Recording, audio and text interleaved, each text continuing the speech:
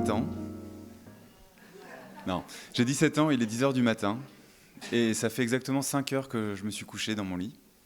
Et ça fait aussi précisément 5 heures que j'essaye de m'endormir. À cette période de ma vie, je suis insomniaque.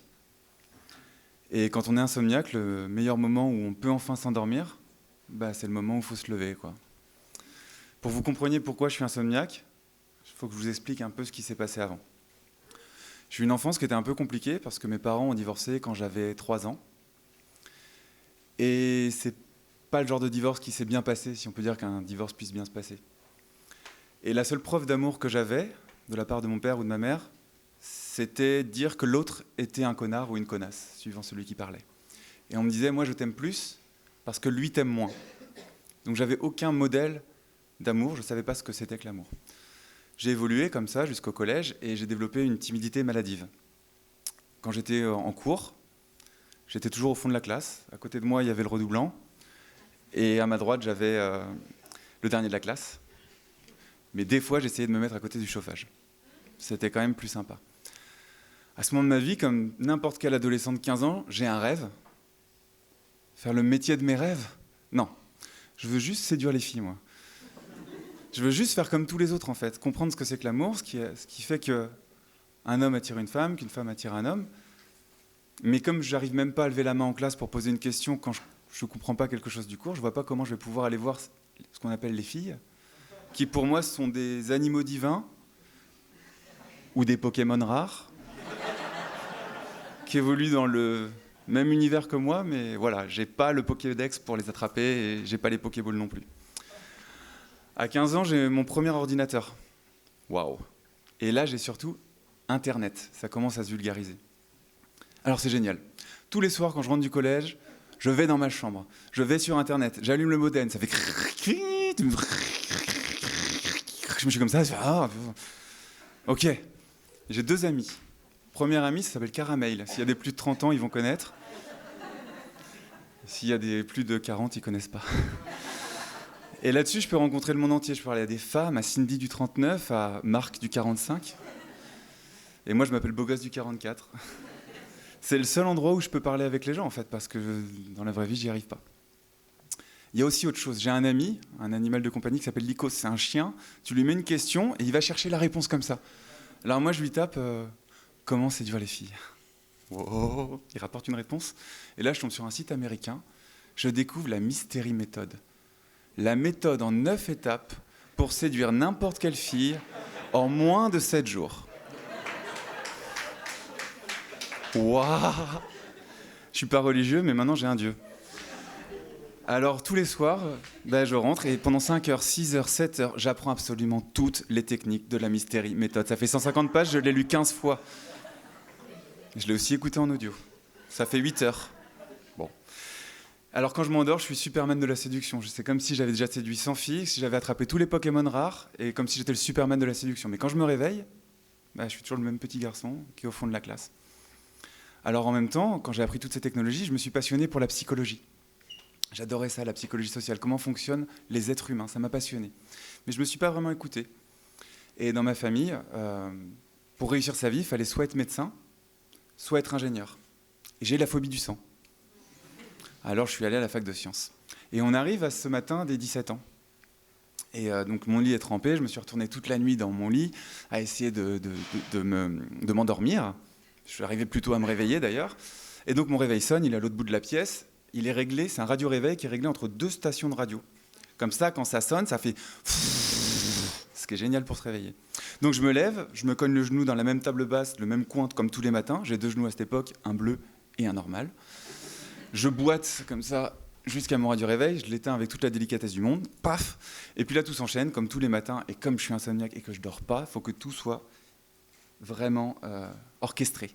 Donc je prends mon t-shirt, je prends mon pantalon, j'enfile tout, je prends les clémentines que j'ai préparées sur le coin de la table de ma cuisine la veille pour ne pas perdre de temps le lendemain. Je les prends, j'ouvre ma porte, je descends les escaliers. Et là, il y a 200 mètres qui me séparent de l'arrêt de tramway. Je suis à Nantes à ce moment-là. 200 mètres. Et je sais que comme le tram passe toutes les 2 minutes, c'est sûr que je vais le rater. Sauf si je me dépêche. Donc je commence à marcher plus... Je suis un peu bizarre. Je commence à marcher plus vite, à courir. Il arrive, je monte dans le tramway, et là je la vois. Ça fait 2 ans que j'essaie d'apprendre les techniques de séduction, elle est devant moi. J'ai commencé à avoir des fourmis dans le ventre, je commence à avoir le plexus qui s'enflamme, je me dis, oh, qu'est-ce que je fais? Alors c'est quoi déjà les 2 règles de séduction que j'ai apprises, les principales? Ok, la première, c'est la règle des 3 secondes. Si tu vois la fille de tes rêves, tu y vas en moins de... Bon, c'est quoi la deuxième règle? La deuxième règle, c'est tu as fait tout ça parce que le jour où ça t'arrivera, eh bien, tu sauras quoi lui dire. Sauf que là, les portes du tram se referment, et en fait, elle est de l'autre côté. Donc c'est moi qui m'éloigne d'elle, c'est pas elle. Donc je vais m'asseoir sur un siège vide, je colle ma joue contre la vitre froide du métro. Je regarde les mêmes bâtiments que je vois tous les jours pour aller dans un lieu où j'ai pas envie d'aller, vu que moi je suis passionné de psychologie et que je me retrouve à faire des études d'ingénieur. Et je me pose cette question très pertinente qui est: Mathieu, pourquoi t'es pressé sans être en retard? C'est-à-dire que ta cours de maths de 8h à midi, ton réveil sonne à 10h. Donc finalement, que tu arrives à la fac à 10h20 ou à 10h22, ça va pas dramatiquement changer ton diplôme, quoi. Mais voilà, cette question, elle va me travailler 1 jour, 2 jours, 3 jours. C'est quand même quelque chose qui est assez puissant en moi, mais je ne m'écouterai pas encore ce jour-là et je continuerai mes études. Je ferai mon bac+5, je ferai un stage au Centre national de la recherche scientifique. Ma mère est fière de moi, mon père est fier de moi. Moi, je ne suis pas très fier de moi. Mais bon, je déménagerai sur Paris et j'arriverai dans un RER qui ressemblera étrangement à ce tramway que je prenais. Et j'ai toujours la joue contre la vitre froide et je vais au travail. Et à ce moment de ma vie, j'ai exactement 8 moments de liberté dans mes journées. C'est ce qui s'appelle les pauses café quand on est ingénieur. Et je suis le gars qui, quand il travaille, il est sur son ordinateur, il va sur le chat interne de l'entreprise, il dit hey, les gars, on va prendre un café. Et puis ouais, c'est bon, on vient d'en prendre un. Il dit, on va prendre un café. Bon, on va prendre un café. Donc moi, je suis toujours dans les couloirs de Thalès, là où je travaille à l'époque, avec un gobelet de café. Je vais à mon moment de liberté. Et je pose toujours 2 questions. Je fais, est-ce que vous êtes heureux? Il fait, bah oui, on est heureux, attends. Il y a des gens au RSA dans la rue, on va pas se plaindre, on est ingénieur, on gagne bien notre vie. Je fais, ouais, mais quand même, on bosse pour l'armée, c'est pas top. Ouais, mais si c'est pas nous qui le faisons, ce sera d'autres, quoi. Donc je refuse de m'écouter. Ma mère est fière de moi, mon père est fier de moi, mes collègues sont fiers d'eux maintenant. J'ai pas le droit d'être malheureux, j'ai une bonne situation. Donc ça continue, ce RER, ce train-train quotidien, c'est le mot. Et je commence à avoir une plaque d'eczéma qui commence à naître ici au niveau de la hanche à gauche. Il faut que je parle dans le micro. Et je la gratte, et ça fait du bien quand on gratte l'eczéma. On gratte jusqu'au sang, et plus on gratte, et plus ça s'étale. Et moi, ça s'étale. Ça part de là, et ça arrive jusqu'à l'épaule, tout en haut à gauche, et ça recouvre toute la partie gauche de mon corps. Les 3 mois qui suivent l'apparition de cette plaque, je prends 15 kilos. Là, je commence à dire, j'ai un truc qui ne va pas, Mathieu. Mais je ne m'écoute pas. Et il m'arrive quelque chose après. En fait, donc j'étais jeune, mais j'ai quelque chose qui est normalement impossible, c'est-à-dire qu'on me diagnostique une hernie discale. Donc je ne peux plus poser le pied gauche par terre, je me retrouve dans le RER, et dans le RER, je suis comme ça, appuyé, je ne peux pas poser le pied par terre parce que c'est comme un éclair dans le ciel, vous imaginez, au niveau de la douleur, c'est atroce. Et je vais voir les gens, je leur dis, est-ce que je peux m'asseoir? Et ils me disent, bah non, t'es grand, t'es beau, laisse plutôt ta place aux femmes enceintes et aux vieilles personnes, aux personnes âgées. Alors je ne m'assois pas. Et ce jour-là, il pleut, je regarde par la fenêtre et je me dis, mais ça ferait quoi d'aller danser tout nu sous la pluie?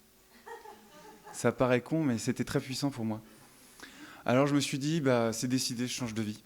Je vais voir mon patron, je lui fais, j'arrête tout, je quitte mon job, on va faire une rupture conventionnelle, je suis pas con non plus. Il me propose... Il me propose 20% d'augmentation, si vous voulez la technique. Et je lui dis, non, je pars. Et donc je pars. Le lendemain, je me réveille. Rien n'a changé, j'ai toujours ma plaque d'eczéma, j'ai toujours mes 15 kilos de trop, j'ai toujours ma hernie. Donc je boite, mais cette fois pas jusqu'au réveil, parce que le réveil ne sonnera pas ce matin. J'ouvre mes volets, j'ouvre la fenêtre, et là, je prends juste un rayon de soleil. Et je ne sais pas comment vous expliquer ça. La lumière, elle a une forme de texture et de chaleur. Et je ne sais pas si c'est un moment de grâce, un moment de béatitude, de la beauté, comme disait la personne avant moi. Moi, j'ai appelé ça de la liberté. Je me suis dit, ça y est, je suis libre de faire ce que je veux pour la première fois de ma vie. Et en fait, en 3 jours, la plaque d'eczéma est partie. En 3 mois, j'ai perdu 15 kilos. Et mon médecin généraliste qui me disait que c'était impossible, ma hernie s'est résorbée. Juste parce qu'en fait, tout ce que j'ai cherché chez les femmes, avec mes techniques à la con, en fait, la personne que j'essayais d'aimer, c'était moi. J'essayais juste de m'écouter, de retrouver l'amour que mes parents ne m'avaient pas donné. Et le jour où j'ai réussi, bah, tout a changé. Merci.